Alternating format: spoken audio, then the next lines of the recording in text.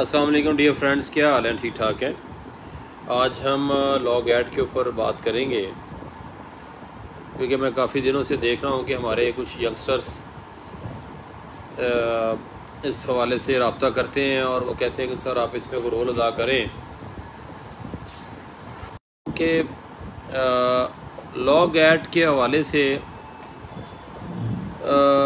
एक तो हमारे इदारों ने फ़र्स्ट ऑफ़ ऑल इसके ऊपर ये किया कि अननेसेसरली तौर के ऊपर लॉग ऐड में लड़कों को इन्वॉल्व कर दिया। लाइट जला दे याद रहा। और अब वो लॉग ऐड के फ़ायदे बयान करते हैं बहुत ज़्यादा,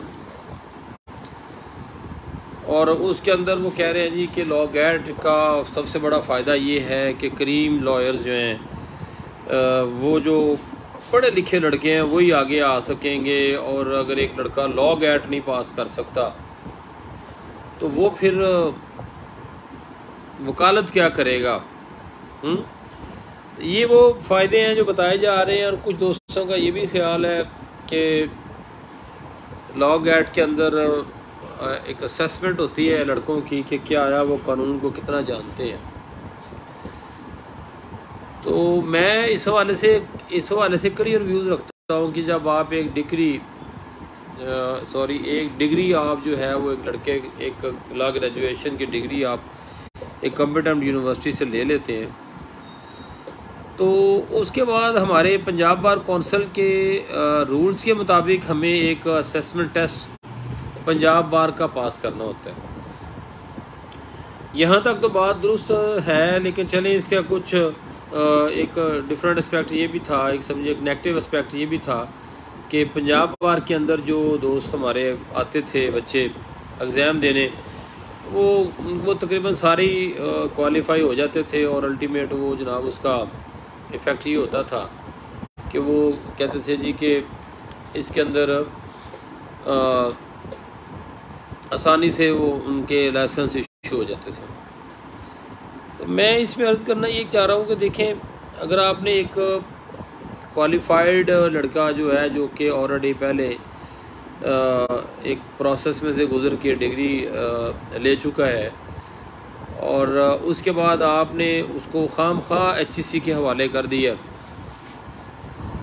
अब HEC जो है वो उसमें क्या कर रहा है, जो नॉर्मल हमारे तक इन्फॉर्मेशन आती है, यंगस्टर की फीडबैक आती है, तो HEC इसके अंदर सरकार ये रहा है कि वो, और ये एक दफ़ा नहीं है, ये हर दफ़ा हर एग्ज़ाम के बाद, यानी कि जो उनका टेस्ट होता है, जो पेपर वो लेते हैं, उसके बाद यही हमारे यंगस्टर के एतराज़ात आते हैं कि एक तो वो सवाल जो हैं वो आउट ऑफ सिलेबस दे देते हैं, दूसरा वो ऐसे सवाल उसमें ऐड करते हैं जो बज़ाते खुद कानून के ख़िलाफ़ होते हैं। इसको आप दूसरी इस्तिलाह में क्या कहेंगे कि ऐसे क्वेश्चंस को आप कहेंगे कि एक बाय इटसेल्फ और रॉन्ग क्वेश्चन है, जो डिफ़ाइन ही नहीं कर पा रहा, जिसके अंदर कानून की जो एक्चुअल मंशा वही नहीं है, तो सवाल वो उससे रेलेवेंट बनता ही नहीं है उस तरह का। तो इसको एक डबल एज के तौर के ऊपर यूज़ किया जाता है, और लड़कों की मेजॉरिटी तादाद जो है उसको वो मतलूबा नंबर हासिल नहीं कर पाते। अब मतलूबा नंबर भी एक अजीब बात है। मतलूबा नंबर का भी सुन लें आप। मतलूबा नंबर में पहले पंजाब बार कौंसिल की पॉलिसी थी 50% पे, फिर पंजाब बार आई 45% पे, फिर पंजाब बार आई 35% पे भी। चले 40 पे तो कंफर्म है मुझे, मेरा ख्याल है 35% पे भी आई। अब पंजाब बार के पासिंग मार्क्स जो हैं वो आप अंदाज़ा कर लें 50 से 35 के दरमियान मुख्तलिफ अदवार में वो उनके ऊपर पासिंग मार्क्स डिक्लेयर किए गए। तो मैं ये समझता हूँ कि अगर पंजाब बार को ये पता ही नहीं है कि पासिंग मार्क्स कितने होने चाहिए, तो ये भी किसी तरह से एक हमारे यंगस्टर का रास्ता रोकने का एक तरीका है। जहाँ मर्जी हो वहाँ पे आप 35% वालों को पास कर ले, जहाँ ना मर्जी हो वहाँ 50% वालों को भी ना पास करें। HEC log eight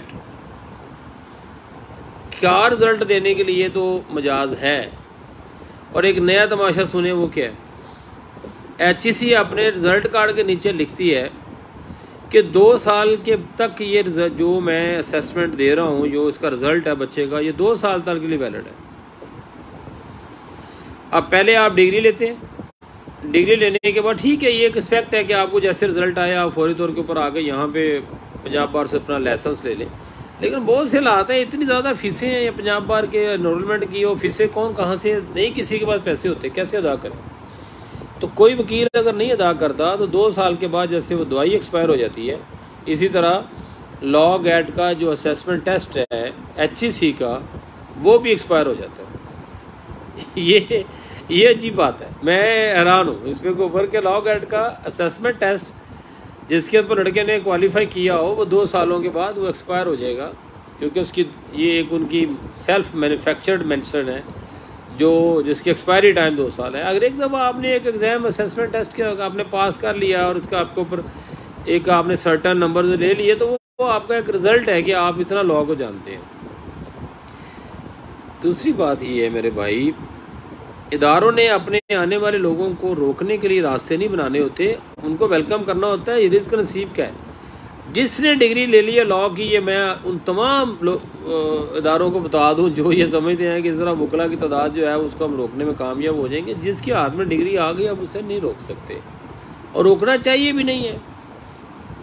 assessment test लें, ज़रूर लें, पंजाब बार में लेना। यहाँ पे आप क्यों फिर लोगों, यहाँ पे आप ना दे रहा है किसी को। और एक और चीज़, इस असेसमेंट टेस्ट की, इस असेसमेंट टेस्ट के अंदर जो गैट है,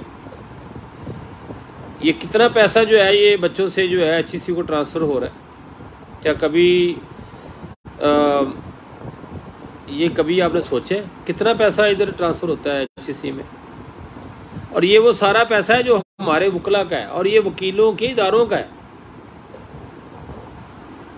तो नंबर 1 लॉग एड में चलें जी, सुप्रीम कोर्ट का फैसला आ गया, ऑनरेबल सुप्रीम कोर्ट का फैसला है, चलें सारा आंखों पे जी। हालांकि आप सारे हमारे नुमाइंदे वहाँ हैं, ऑर्डर शीट के अंदर मैंने पढ़ा लिखा है, आपका नाम लिखे हुए।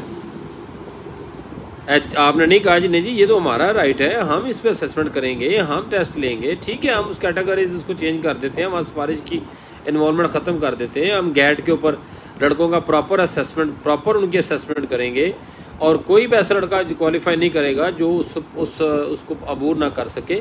लेकिन इसके ऊपर जो इसकमात के ऊपर करोड़ों रुपए फीसेस इकट्ठी होती हैं, वो कहाँ जाएंगी? वो सारी आप HEC को दे रहे हैं। और HEC क्या कर रहा है को सबसे पहले तो कई साल पेपर ही नहीं हुए, कोरोना में पेपर ही नहीं लिए उन्होंने, सारी दुनिया ऑनलाइन एग्जाम ले रही है, उन्होंने एग्जाम नहीं लिए। उसके बाद HEC के आगे आप कहते हैं कि जी HEC आ गई, चले आ जाए जी HEC। पेपर जो हैं वो सारे क्वेश्चन रॉन्ग क्वेश्चन हैं, उसमें से 10% रॉन्ग क्वेश्चन है। मार्किंग उनकी क्या किस तरह करते हैं इसका कोई पता नहीं है। उसके बाद फिर एक दवाई के नीचे, मेडिसिन के नीचे लिख दिया, अगर किसी 50% से अबाव है कोई, उसको लिख दिया कि ये 2 साल के लिए वैलिड है। अब मुझे एक आम वकील के तौर के ऊपर या मेरे लीडर के तौर के ऊपर आप मुझे बता दें, एक लड़का लॉ गैट पास करता है, तो यार उसका 2 साल के अंदर एक्सपायरी का क्या चक्कर है? इस तरह उसकी डिग्री जो उसने लॉ ग्रेजुएशन की डिग्री ली है, उसके नीचे वो नोट कर दें ये डिग्री जो है 3 साल के, 2 साल के लिए वैलिड है, 5 साल के लिए वैलिड है। देखिए, किसी दूसरे को फंसाना बड़ा अच्छा लगता है, खुद जब आप उस प्रोसेस में होते हैं फिर समझ आती है। ये लड़कों के लिए थोड़ी आसानी पैदा करें, मेरी अपने इदारों से गुजारिश है, इनके लिए आसानी पैदा करें। आने वाले ने आना है भाई, आप नहीं रोक सकते। जो डिग्री लेके माई का लाल आ गया ना, उसने आपसे लाइसेंस भी ले लेना है। तो मैं ये कहता हूँ कि अपने बच्चों के ऊपर बर्डन उतना रखें। और दूसरा मैं ये भी आपसे अर्ज़ करता हूँ कि आप ये टेस्ट वापस लें, सुप्रीम कोर्ट को लिखें, रिव्यू फाइल करें, उन्हें कहें ये पॉसिबल नहीं है, ये जजमेंट जो है इम्प्लीमेंटेबल नहीं है, हमारा करोड़ों रुपए जो है HEC ले जाता है, रॉन्ग क्वेश्चन देता है, गलत आंसर उसके आगे उनके ऊपर उनके बेसिस के ऊपर नंबर कम करता है।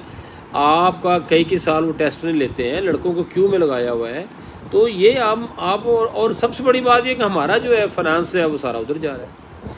तो मैं इस हवाले से आपका फीडबैक चाहूँगा जो यंगस्टर, और अगर कोई समझता है दोस्त कि मेरी ये बात गलत है, मेरे 4 पॉइंट्स हैं। नंबर 1, HEC से जो करोड़ों रुपए वकला कम्युनिटी का है, जो वकला के इदारों को आना चाहिए और वकला की वेलफेयर पे खर्च होना चाहिए, वो डायरेक्ट HEC को जा रहा है, वो हमारे इदारे उसमें से एक्सक्लूड कर दिए गए। नंबर 2, एक लड़का डिग्री ले लेता है और उसके बाद उसको आप एक प्रोसेस में डालते हैं, चलें जी आप HEC के गलत सवालों के प्रोसेस में डलें। इसका कहीं ना कहीं कानूनी जवाज़ अगर मौजूद है तो वो सिर्फ सुप्रीम कोर्ट की जजमेंट है। इसके अलावा आप मुझे अपने लॉ में से निकाल के बता दें कि कहाँ लिखा है कि HEC है जो असेसमेंट करेगा। फिर आप मुझे एक अगली चीज़ बता देंगे, अगर HEC गलत सवाल देता है तो उसकी हमारे पास रेमेडी क्या है। माँ सो है कि आप लेटर लिख के और लड़कों को खुश करते हैं कि ये बड़ा लेटर लिख दिया, और यार जिसका टाइम गुजर रहा है, जिसकी एक वकील भाई उसकी बर्थ कब होती है, जब उसके हाथ में लाइसेंस आता है।